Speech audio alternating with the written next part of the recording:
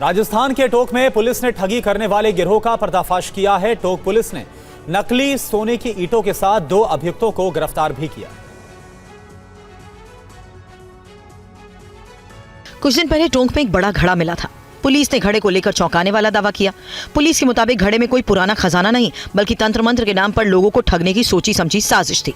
Police ने मामले में 2 लोगों, मुकेश मीणा और अभिषेक मीणा को गिरफ्तार किया और उनके पास से नकली सोने की ईंट और बिस्किट भी बरामद किए। सब इंस्पेक्टर के पहुंचने के बाद तो जो भी उनको जिस स्थिति में वो डेग मिला उसको उन्होंने उसी स्थिति में रखा हुआ है। तो जहाँ पे मौके पे काफी लोग इकट्ठे हो गए थे, तो उन्होंने सरपंच ने सूचना दी थी और जैसे ही सूचना मिली तुरंत रवाना हुए थे सब इंस्पेक्टर के कहने से कि इम्पोर्टेंट है कुछ, तो फिर तहसीलदार भी गए थे मौके पे। तो सब इंस्पेक्टर के पहुंचने के बाद कोई भी मतलब गांव वालों को सबको हटा के और उन्होंने अपनी कस्टडी में लिया। तो जो भी वीडियो होंगे वो पहले के।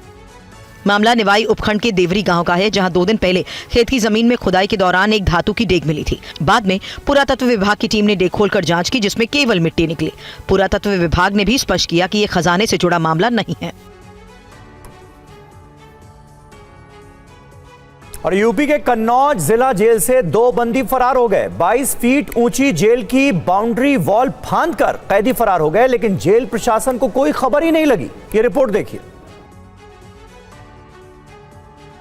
कन्नौज की जेल के पीछे की दीवार के पास बड़ी संख्या में पुलिस बल तैनात है। डीएम और सभी प्रशासनिक अधिकारी पहुंचे। ये सभी इस बात की जांच कर रहे हैं कि आखिर 22 फीट ऊंची दीवार को कैदी फांद कैसे गए। सोच से परे, लेकिन ये सच है। कैदी 22 फीट ऊंची दीवार फांद कर फरार हो गए। चादरों को जोड़कर बनाई गई ये रस्सी देखिए।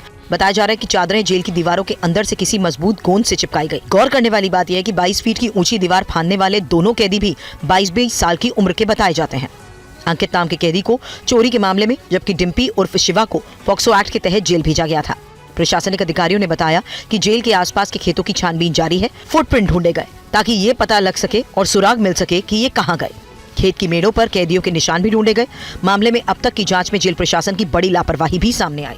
जो ड्यूटी पर बंदी रक्षक थे उनकी लापरवाही प्रतीत होती, जिसके लिए उनके खिलाफ भी कार्रवाई की जाए। 5 तारीख है, घटना आज की है, तो इसलिए इस समय कोई ऐसा माहौल नहीं दिख रहा था कि यहाँ पर कोई पार्टी हो रही थी। लेकिन हाँ, निश्चित रूप से बंदी रक्षक के स्तर पर छूट हुई है।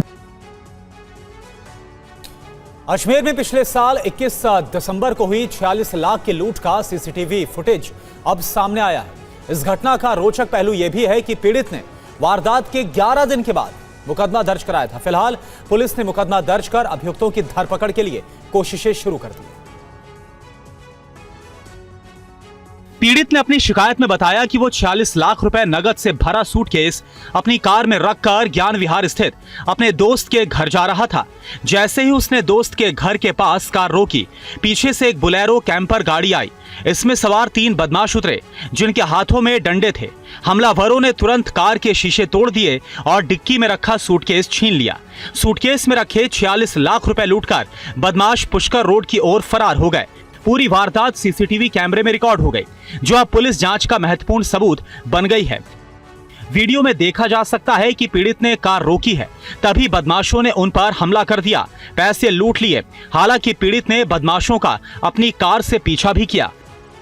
घटना अजमेर के ज्ञान विहार इलाके में हुई थी। लूट की इस वारदात का सबसे रोचक और संदिग्ध बात यह है कि पीड़ित ने लूट के पूरे 11 दिन बाद पुलिस में मुकदमा दर्ज कराया। पुलिस ने अब मामला दर्ज कर अभियुक्तों की तलाश और धरपकड़ के प्रयास तेज कर दिए हैं। और हैदराबाद के रामपल्ली इलाके में एक ज्वेलरी शॉप में लूट की बड़ी कोशिश नाकाम की गई है। दुकानदार ने बहादुरी से दोनों लुटेरों का सामना किया। देखिए रिपोर्ट। तस्वीर तेलंगाना के हैदराबाद की है, जहां 2 नकाबपोश लुटेरों ने कुल्हाड़ी और नकली पिस्टल की नोक पर एक ज्वेलरी शॉप को लूटने की नाकाम कोशिश की। घटना हैदराबाद के रामपल्ली एक्स रोड इलाके की है। वीडियो में 2 बदमाश दिख रहे हैं। एक बदमाश के हाथ में नकली पिस्टल और दूसरे के हाथ में छोटी कुल्हाड़ी है। बदमाशों ने दुकानदार को हथियार दिखाकर डराने की कोशिश की, लेकिन दुकानदार लुटेरों से नहीं डरा, बल्कि उनसे भिड़ गया। काफी देर तक लड़ाई करता रहा। दुकानदार ने बदमाशों पर मुक्कों से हमला किया, लेकिन फिर भी वो डटा रहा। दोनों लुटेरे मिलकर उसे डराने की कोशिश करते रहे, लेकिन वो लड़ता रहा। बाद में लुटेरों को उसे छोड़कर भागना पड़ा। हैदराबाद के किसारा थाने की पुलिस ने मामले में 5 अभियुक्तों को गिरफ्तार किया है। पुलिस का कहना है कि पकड़े गए ज्यादातर संदिग्ध आदतन अपराधी हैं। पुलिस ने इनके पास से एक कार, एक बाइक और एक नकली पिस्टल जब्त की है। पूरी घटना सीसीटीवी कैमरे में रिकॉर्ड हो गई, जिसका वीडियो वायरल हो रहा है। सोशल मीडिया पर लोग दुकानदार की तारीफ कर रहे हैं। बिहार के समस्तीपुर में एक मालगाड़ी डिरेल हो गई और इससे रेल परिचालन आंशिक तौर पर प्रभावित हुआ। रेलवे के मुताबिक एक बड़ा हादसा टल गया। मालगाड़ी पटरी से उतरी, मालगाड़ी के पहिए बाहर आ गए। तस्वीरें बिहार के समस्तीपुर की देखिए। रौसड़ा घाट रेलवे स्टेशन पर मालगाड़ी का एक टैंक वैगन पटरी से उतर गया। खबर है कि मालगाड़ी का डिब्बा पटरी से उतरने पर काफी तेज आवाज आई। टैंक वैगन में पेट्रोलियम पदार्थ था, जिसका एक डिब्बा अचानक पटरी से नीचे आ गया। हालांकि वैगन को नुकसान नहीं पहुंचा। मालगाड़ी के डीरेल होने के बाद स्टेशन परिसर में अफरा तफरी मच गई। रेल प्रशासन तुरंत रेल लाइन को ठीक करने और रेल परिचालन को ठीक करने में जुटा रहा। भारी भरकम क्रेन पहुंची, जिसकी मदद से मालगाड़ी को पटरी पर लाया गया।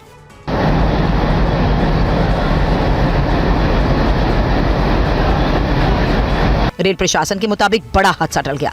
समस्तीपुर रेल मंडल के डीआरएम के मुताबिक मालगाड़ी के डीरेल होने की वजह से पटरी थोड़ी टेढ़ी हुई थी, जिसे ठीक कर लिया गया है। चूंकि देर रात ये हादसा हुआ, इस वजह से लंबी दूरी की कोई गाड़ी प्रभावित नहीं हुई।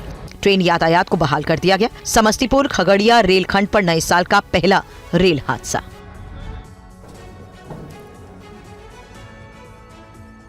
और पटना में बाइक सवार बदमाशों ने एक शख्स की गोली मारकर हत्या कर दी। सरेआम हुए इस मर्डर से पूरे इलाके में दहशत फैल गई।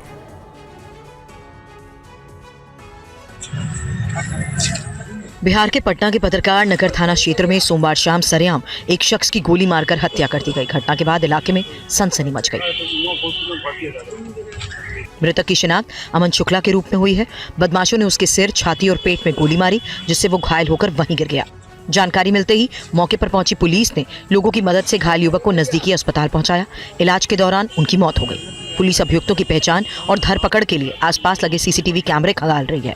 हम आसपास के सीसीटीवी कैमरा खंगाल रहे और भी इस पे हर पहलू पे इन्वेस्टिगेशन कर रहे हैं। बहुत जल्द इसका उद्भेदन करेंगे। कितनी गोलियां मारी गई है?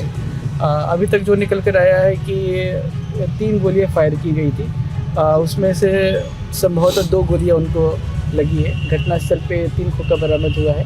फिलहाल अभी हत्या के कारणों का पता नहीं चला और बताया जा रहा है कि मृतक के ऊपर पहले से कई मामले दर्ज थे। वो पिछले साल ही जेल से बाहर आया था। दिल्ली पुलिस ने आज एनकाउंटर के बाद 2 बदमाशों को गिरफ्तार कर लिया। दोनों बदमाश गैंगस्टर नीरज फरीदपुरिया गैंग के खास शूटर बताए जाते हैं।